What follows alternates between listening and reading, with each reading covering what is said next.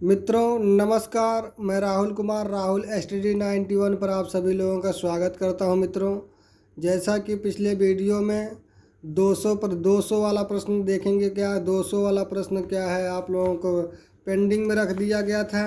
अब उसी को आप लोग आंसर देंगे। कुछ भाई बहन दिए थे, कुछ नहीं दिए थे, लेकिन जो लोग नहीं दिए थे उन लोगों के लिए खेद है कि उनको ज्ञान नहीं है, और जो लोग दे दिए थे उनको मुझे बड़ा हर्ष के साथ कहना पड़ता है कि आप लोग बहुत अच्छी तरह से बखूबी से आप लोग आंसर देने का कार्य किए हैं। आप लोग निश्चित रूप से सफलता के मार्ग को अपना रहे हैं धीरे धीरे। तो यहाँ देखेंगे 200 वाले का हमने बताया था क्या होता है। कर्नल जेम्स टाड होता है।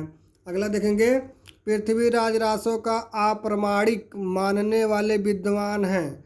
यह कौन से विद्वान हो जाते हैं? तो गा अर्थात रामचंद्र शुक्ल हैं। कैमावस वध कैमास वध किस रासो ग्रंथ का प्रसंग है? तो यहाँ देखेंगे किस रासो ग्रंथ का प्रसंग है, तो पृथ्वीराज रासो का। उक्त व्यक्ति प्रकरण किसका है? दामोदर जी का है। मित्रों, इसमें ज़्यादा नहीं, ये जान लीजिए, ये बहुत इंपॉर्टेंट है यूपी टीजीटी की दृष्टि से। यूपी टीजीटी की दृष्टि से बहुत इंपॉर्टेंट है। 204 का देखेंगे, किस ग्रंथ से बनारस और आसपास के संस्कृति और भाषा आदि पर अच्छा प्रकाश पड़ता है और उस युग के काव्य रूपों के संबंध में थोड़ी बहुत जानकारी मिलती है?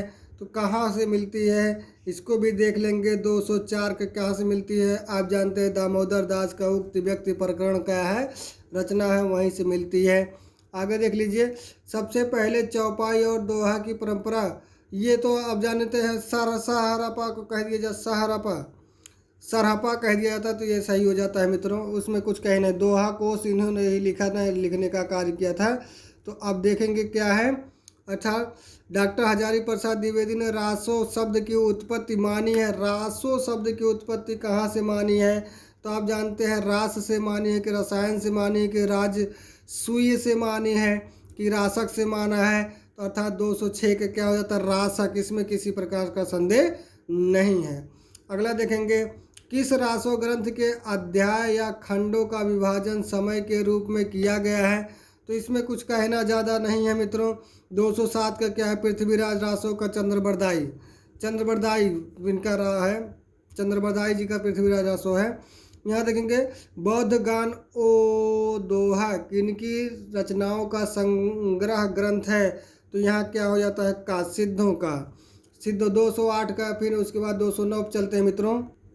209 देख लीजिएगा मित्रों, यहाँ देख लीजिएगा, आदिकाल में किस कवि को अभिमान मेरु की संज्ञा दी गई है?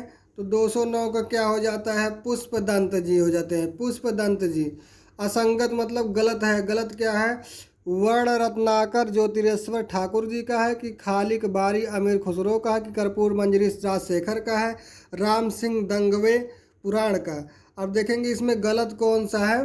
राम सिंह दंगवे क्या हो जाता? पुराण, यही गलत है। अगला देख लीजिए, आध्यात्मिक रंग के चश्मे आजकल बहुत सस्ते हो गए हैं। यह उक्त शुक्ल जी ने किसके विषय में कहा है? यह गीत गोविंद जयदेव की रचना है। रामचरितमानस किसकी है? जिसमें कहा गया है कि पद्मावत में कि विद्यापति पदावली में। तो आप लोग तुरंत जानते हैं आध्यात्मिक रस्मों को बताया जा रहा है। 211 क्या हो जाता है? आपका विद्यापति पदावली से। अगला देखेंगे 212 पे चलते हैं मित्रों। 212 पे चलते हैं। 212 पे हम तुरंत पहुंच जाते हैं।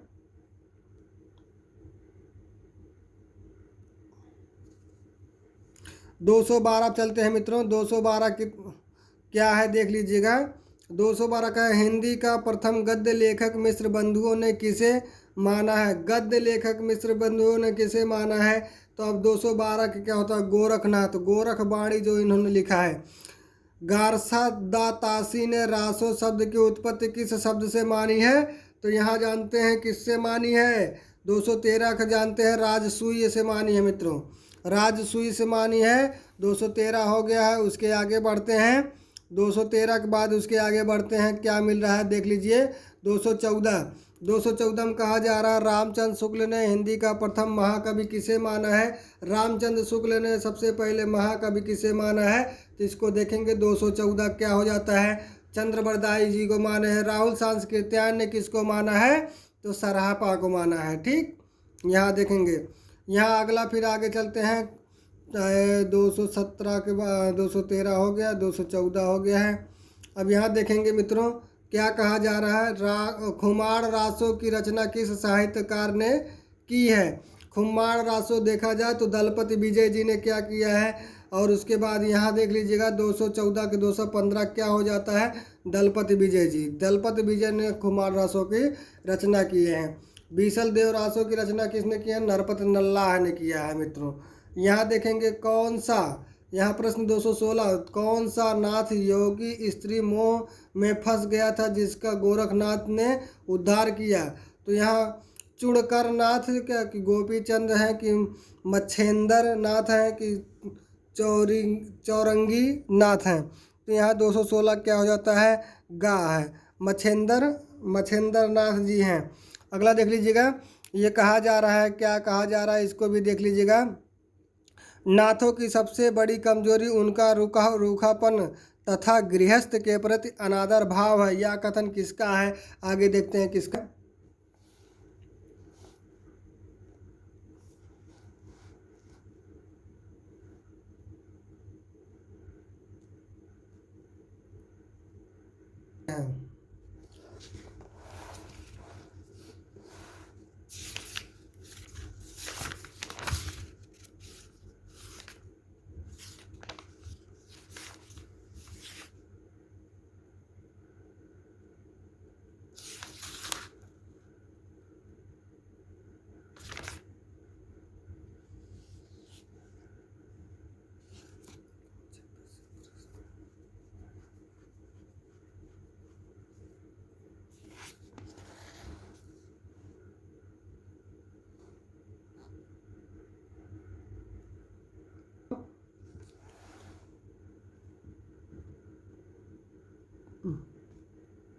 अगला देखेंगे मित्रों, अगला देख लीजिए क्या कहा जा रहा है।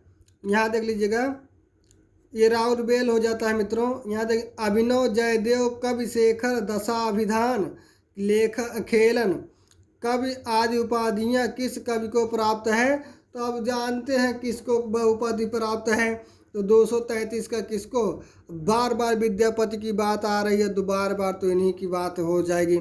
असंगत जोड़ा छाटिए, असंगत जोड़ा कौन कौन सा है, दंगवय पुराण भीम कवि का है कि बेली कृष्ण रुकमणी री पृथ्वीराज का है कि गाथा सप्तशती हाल जी का है कि श्रावका चार जो है चंद कवि का है। तो ये जानिएगा मित्रों, श्रावकाचार्य चंद जी कवि का नहीं है बल्कि किसी और का है मित्रों। यहाँ इस प्रकार से आपका क्या हो जाता, सही नहीं हो जाता है, उसको गलत माना जाता है लेकिन वही आपका सही है।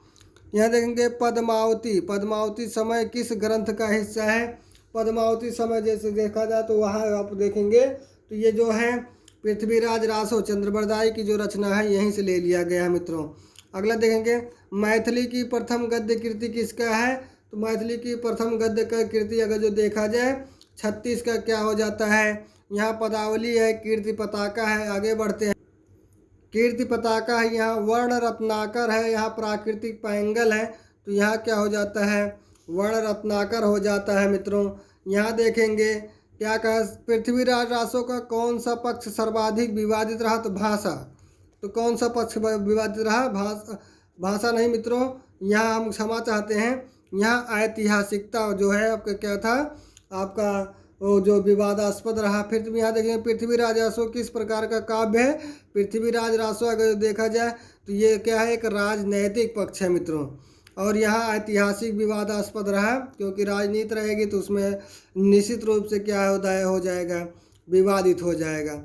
अगला देखेंगे प्रबोध चंद्र बागची ने दोहा कोश तो सरापा को, इसमें कुछ कहना नहीं है, उसमें ज़्यादा फालतू बोलना ही नहीं है। यहाँ देखेंगे अगला क्या कहा जा रहा है। 240 पे चलते हैं मित्रों, 240 पे चलते हैं। पृथ्वीराज रासो का अर्ध प्रमाणिक मानने वाले विद्वान हैं। कौन सा पृथ्वीराज रासो को अर्ध प्रमाणिक मानने वाले हैं। तो 240 का आपके क्या हो जाता है, का वाला मतलब हजारी प्रसाद द्विवेदी जी हैं। आदिकाल में बालनाथ किसे कहा गया है? बालनाथ आप तो जानते हैं किसको कह दिया गया है। 241 का किसको कह दिया? जालंधर जी को कह दिया गया है। गोरखनाथ हठ योग, हठ योग जो देखा जाए तो यहाँ देखेंगे क्या हो जाता है, पतंजलि जो आते हैं। अगला देखेंगे बसंत विलास 84 छंदों का काव्य है। बसंत विलास अगर देखा 84 छंदों का काव्य है तो ये क्या है, श्रृंगारिक परक है, श्रृंगार परक जिसको कहते हैं मित्रों। आगे बढ़ते हैं, 243 हो गया है। अब 44 चलते हैं, 244 पे चलते हैं। यहाँ देख लीजिए क्या कहा जा रहा है, शिलाओं पर लिखे जाने वाले ग्रंथ का नाम है। तो देखा जाए तो ये कौन सा ग्रंथ है, तो आप 244 का क्या होता है, राउरबेल हो जाता है।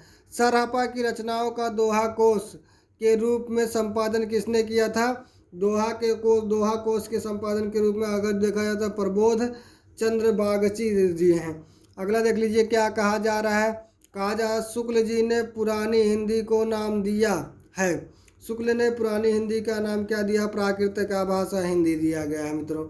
246 हो गए। आगे बढ़ते हैं, 50 तक पूरा कर दिया है मित्रों। यहाँ देख लीजिए 247 पे अपभ्रंश और राजस्थानी मिश्रित भाषा कहलाती है। अपभ्रंश और राजस्थानी मिश्रित भाषा क्या कहलाती है? डिंगल कहलाती है मित्रों। क्या कहलाती है? डिंगल। अपभ्रंश व ब्रज भाषा मिश्रित भाषा कहलाती है। ये में इसमें देश भाषा कहला जाती है कि लोक भाषा कहलाई जाती है कि पिंगल की डिंगल? तो यहाँ क्या होता है, पिंगल भाषा। अपभ्रंश राजस्थानी जब आ जाएगा तो यहाँ डिंगल, अपभ्रंश जब ब्रज भाषा आ जाएगा तो यहाँ पिंगल। खालिक बारी की रचना किस लिपि में हुई थी? तो यहाँ देखेंगे फारसी भाषा की, रोमन की, देवनागरी की, गुरुमुखी। तो 249 का क्या हो जाता है, फारसी भाषा। 250 में कह रहा है मित्रों, चौपाई के बीच दोहा की धत्ता लेकर प्रबंध लेखन की परंपरा की शुरुआत किसने की है? तो यहाँ देखेंगे तो 250 का क्या हो जाता है, स्वयंभू मित्रों। यहीं पर आपका क्लास समाप्त होता है मित्रों। आप लोगों को अच्छा लगे चैनल को सब्सक्राइब करें। रोज़ शाम 7 बजे TGT स्पेशल। इस समय आदिकाल चल रहा है, यहाँ से 300 प्रश्नों का सार संग्रह है मित्रों। मैं आशा नहीं विश्वास के साथ दिलाना चाहता हूँ कि आप लोग इस चैनल पर बने रहेंगे तो निश्चित रूप से सफलता के मार्ग को अपना लेंगे मित्रों। आशा यही है कि आप लोग बने रहेंगे, थोड़ा सा प्यार मुझे भी देंगे, थोड़ा सा ज्ञान आप भी लेंगे। थोड़े थोड़े ज्ञान से ज़्यादा ज्ञान हो जाएगा मित्रों। धन्यवाद मित्रों।